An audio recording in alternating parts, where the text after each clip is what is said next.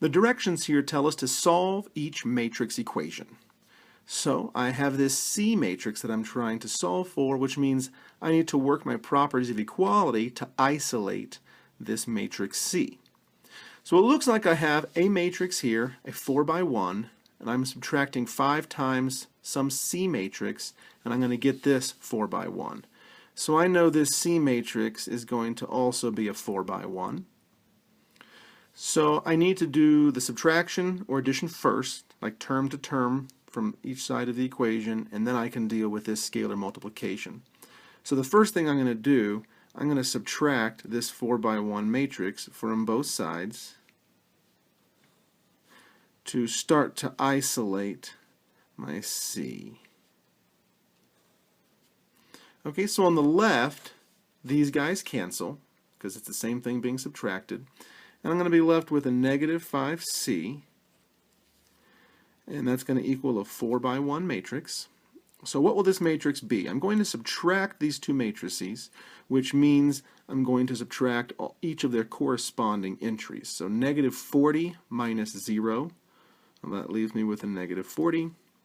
16 minus a negative 9 is really 16 plus 9. 27 minus a negative 8 will be 27 plus 8. And 10 minus 5 will be 5. Okay, so now I know that negative 5 has been scaled to this C matrix to give me this 4 by 1 matrix. So what that means is I need to multiply both sides by kind of this reciprocal, so negative 1/5. So on my left side, the negatives cancel and the 5s cancel, leave me with just my C, and that's what I'm trying to isolate, so I'm almost there. And on my right side, I'm going to scale this 4 by 1 matrix by a factor of negative 1/5. So what this means is, when I multiply by negative, I'm going to change all the signs, and then since it's 1/5, really I'm just dividing each one by 5. So negative 40 times negative 1/5 will become a positive, and 40 divided by 5 is 8.